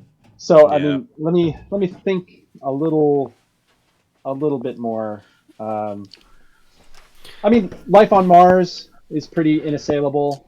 Life on Mars is pretty amazing. Favorite Bowie song, Idol. We're on. Life on Mars. Favorite Bowie song. Life on Mars, without a hitch. That is such a good song. That whole Hunky Dory is a brilliant album. Well, okay. I think for this is a. Yeah, go ahead. It might have to be Let's Dance. Oh yeah. I really like Let's Dance. There's something about the guitar work in there that I really fucking love. But I also just like Stevie Ray Vaughan. Stevie Ray Vaughan did the guitar solo on that. Okay, here's something that's like it's a little off the beaten path, and it's not a great song because he tried to release it several times as something that never really caught on. But it's a song called "John, I'm Only Dancing," but it's a B-side. Yeah, it's a B-side. Okay. But the thing about that song is, man, the bass line for that song just fucking slaps, man. Oh, wow. That because he's playing his brains out. So that's a good one for me. Okay, I will give you my second most favorite Bowie song is. By the way, you guys have about 10 seconds to vote for naps in chat in the poll, whether you like naps or not. Okay. It's very important. My second. Since we're talking about music from the 70s. Second favorite Bowie song is Lazarus from Black Star because he's pretty much singing about his terminal life and how he's going to die, and that is such an impact. That whole album is so good and so impacting. It's like no one was expecting a Bowie album, and he released it, and then he died, and it was just like holy shit. It's such a thing. Okay, I thought of a song that is something that can always make me feel better. As a matter of fact, when one of the times where U.S. politics were particularly depressing, I went back and this song just happened to be the one that came on when I got in my car at the end of a day, and it was Barbie Girl? It was Lady Stardust. No, Lady Stardust. Lady Stardust, and it was just the song that I needed right at that time. And it's like, and they were all right, and so that's just what I needed. Thank you. So that song is always going to mean something to me because of that. I think as a secondary choice, I'm going to go with either Heroes. I especially have an affection for that one because it's covered really well in Moulin Rouge. It's like the main thing of Elephant Love Medley, which is like really good. And then As the World Falls Down from Labyrinth. I think that's even though all the other ones are like more upbeat and more dancey, he just really lets himself go in As the World Falls Down. He just lets himself just go for it. Red alarm! Red alarm! Red alarm! Thank you, Neo Dobra, for following. Have made a bad song. I'm assuming that is some sort of Russian. I would assume so. Yes, I'm gonna just chuck that through the translator, and maybe it might be a moderator thing, but we'll find out. Let's hope this is not Russian propaganda. Let's find out. Anyway, carry on. Auto, you got a pick? Yeah. I don't listen at all to David Bowie. What? So, but as a music-related tangent, okay. I was watching the Doomsday Machine from TOS. The translation of what that wasn't politics. It says a popular Polish Wykonawicz wrote a song about those who come across at once if you want to feel, I think. Oh yeah, thank you, Nifty has got that one there, but apparently Putin said it? I don't know. Maybe we ought to moderate that. Anyway, yes. Yeah, Doomsday Machine. Yeah, Doomsday Machine. There's a scene where Decker has just assumed command of the Enterprise. He's like listening back on his chair, and he's got those little like cheese slice like computer discs in his hand. It's right around that. It's like a third of the way through, and he and Spock disagree on something. And as a dramatic sting, they play this like it crescendos over the course of about 12 seconds, and it sounds like a mariachi band trying to really jazz things up. And I'm like, I heard it the first time. I'm like, did I leave another tab open? What's going on? Okay, I've got to find it, and we're gonna put it either as a sub trigger or we're gonna play it during the stream. It's the goofiest thing ever. I'm like, there's no way they actually put this in the episode, right? Okay. No, I mean, little known fact, it's actually an orchestral reworking of Sabotage by the Beastie Boys. Classical music, I see. It's got its roots in Star Trek, so Fantastic. Yeah. Okay. What would be, and this is going to be a controversial one, I can see this is going to be a controversial question. What's your favourite Star Trek theme song? Out of all old and new. And what is your least favourite? Best and least? That's a way easier question. Yeah, that's pretty loaded. I see. It's kind of a cop out to even say that the TNG theme is my favorite because it wasn't originally a TNG theme. The motion pictures theme song. It's yeah. Canonically the best picture of all time. And that's where our paths diverge, Idol. No, it's. I mean, best is still TNG. It's still the standard by which all of the themes that have come after try to aspire to the point that's like even like the Discovery theme has to put the little bit at the end. I mean, to where it's trying to pay homage to that. And that's the TOS bit at the end of that one. But yeah, okay. Well, yes, it is. Which they also repurpose for the TNG theme also. Picard, they do that in, yeah, but then that's more or less. But yeah, okay, go on. Well, because what the TNG theme is it is the motion picture theme, and then they take bits of the Alexander Courage TOS theme, and they kind of blend them together to make the TNG theme. Yeah, it's mostly the motion picture theme, but it does have little bits of the TOS theme in it that makes the whole thing what it is. But actually, I think my second favorite is probably Voyager. I really like the Voyager. Voyager is really I was going to say Voyager is my favorite theme. Yeah. Not favorite series, but yeah, the Voyager theme is just. Jerry Goldsmith just doesn't miss. He just doesn't miss. Yeah. Jerry Goldsmith fucks. You can say it. It's okay. Damn right he fucks. Guess what? That motherfucker made the Klingon theme. He fucks. Oh yeah. Ba, ba, ba, ba, ba. And Enterprise is the worst. Enterprise is the worst. Yeah. Enterprise is the worst, and it's. Sorry. All right, so I misunderstood the question. So it's not the theme, but I've got three for you. Okay. Siege of AR 558. What's playing in the background when Sisko says "We hold"? It's excellent. I forget what it's called. They gave it some like Latin name. Red alarm! Red alarm! Thank you, Captain Mackenzie Calhoun. Number two is this is in ascending order, I guess. It's the First Contact theme, the track called First Contact. Da, da, da, da, da, da, da. When I die, you can lower me in the casket to the First Contact theme. And we'll all be sitting inside just going, assimilate this. Then you blow apart my casket with a phaser rifle. Hell yeah. And then my favorite one is from Generations, Jumping the Ravine. Yeah, where he goes. It's really lovely music. Yeah. Kirk goes out on the horse and he's Jumped that ravine 100 times. Scared the hell out of me every time. Captain McKelvin Calhoun, for your first chat in the comments, and the Kelvinverse movie theme is really good. That soundtrack is brilliant.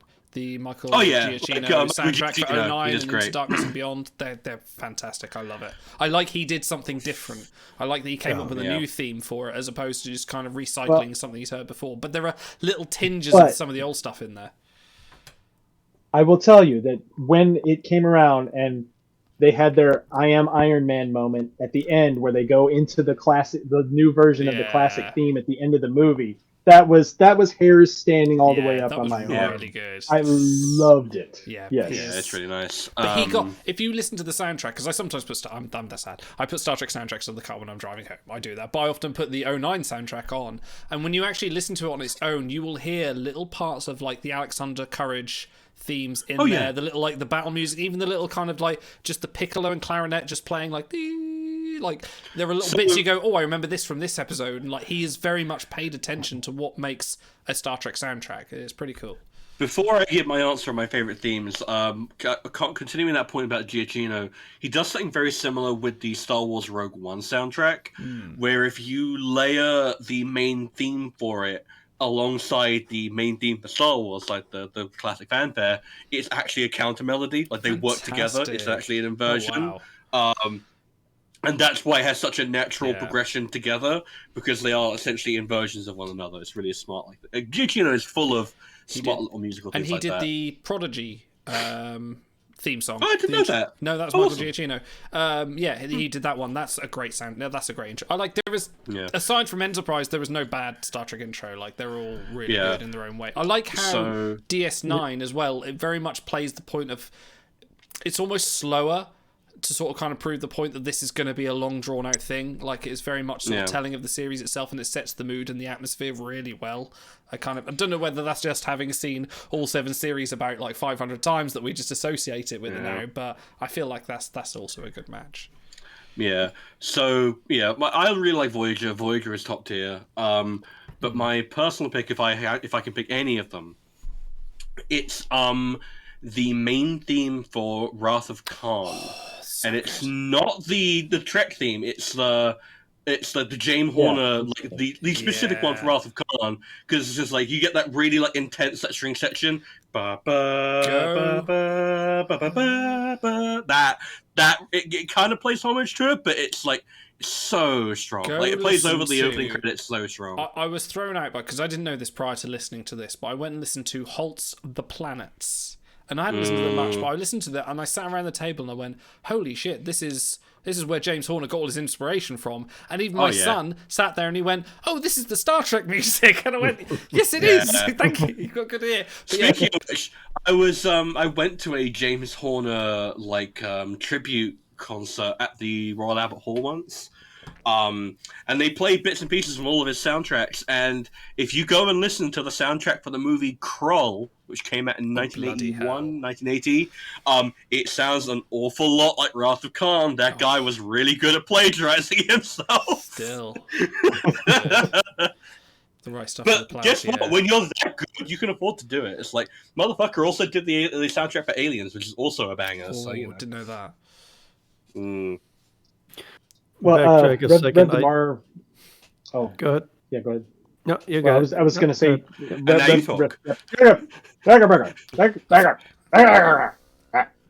Also, you seem like you've been on the edge of saying something for 5 minutes now. God. Yeah. Okay, so to backtrack, the 09 soundtrack is the only one I actually bought, like physical copy of. Klaxon, please. Splash Blanc.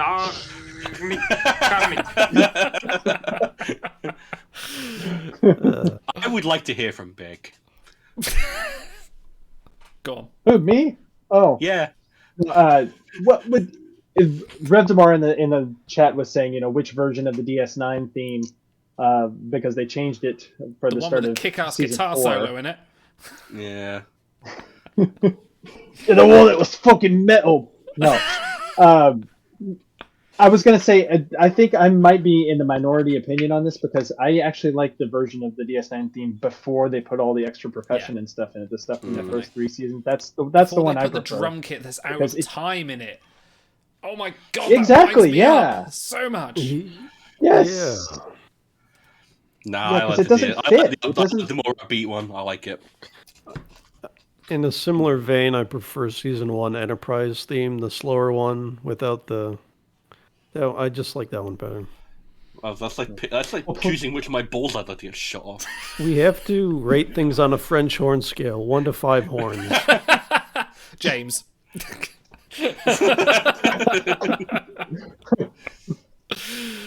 I'll take Little Jack.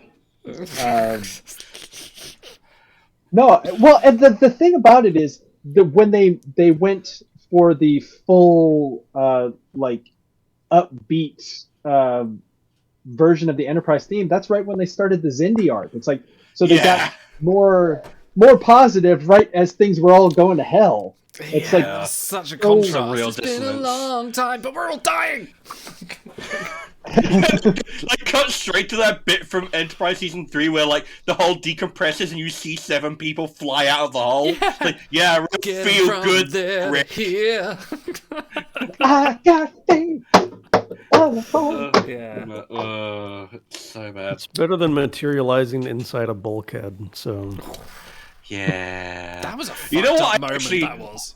Yeah, I remember watching that with Brody, and he could not believe that had just happened. Because why the fuck would you put that in the episode? She's just in that pose. She's just like that, like just completely. Blood starts coming out of the nose, and you're like, oh. That's horrifying, really. Yeah. I actually also really like the Picard theme. I actually really like it. Which it's just fun fact, so soft and nice. Fun fact is actually played in the Inner Light. That little do do do do do do is actually it's a flute theme. Yeah, it's a flute theme played very briefly in an episode in the Inner Light, but Jeff Russo, the composer, took a bit of that and made a whole theme out of it, which I think is fantastic. So I know everyone here and everyone watching knows this, but I'm gonna bring it up anyways. In TNG episode, Adam broke his foot when he kicked the helmet. Sorry, what? In the TNG episode. Lessons where it's Nella Darren and him jamming in his quarters.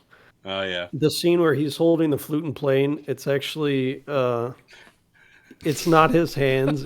It's like the music lead's hands or whatever. So the guy's like sitting underneath the camera and he's got his hands up which right near makes it so much Patrick funnier Stewart's when mouth. you look at his expression. He's like.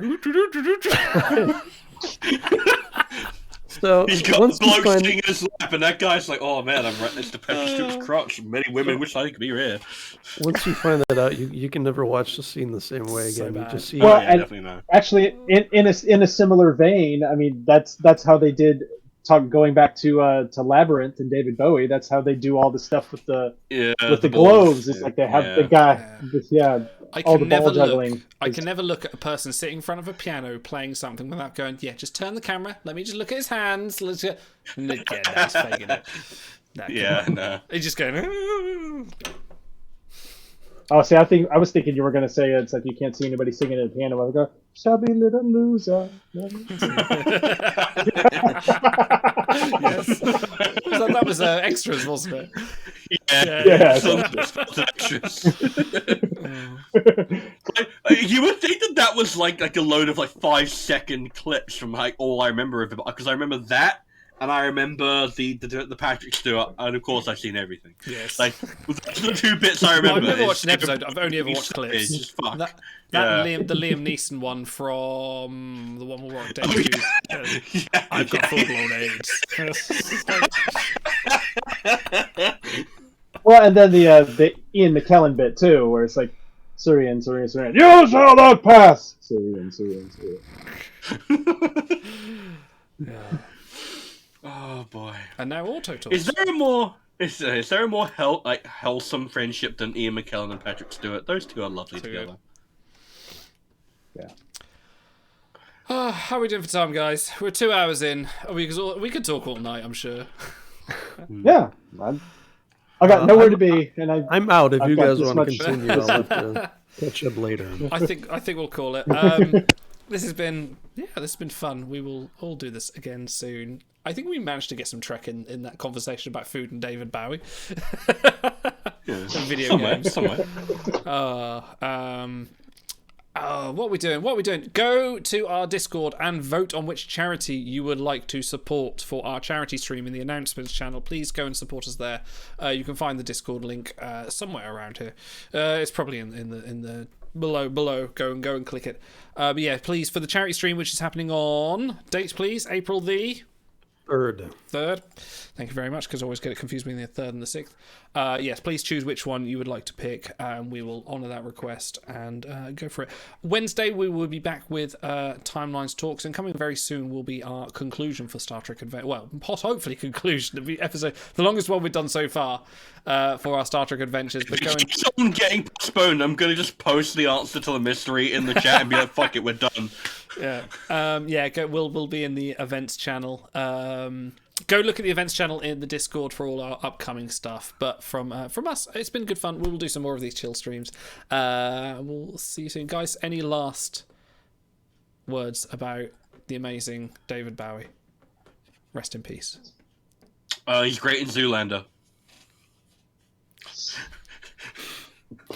Yeah, he wasn't he? Yeah, he's actually really funny in that. On that note, we will see you soon. Ta-ra!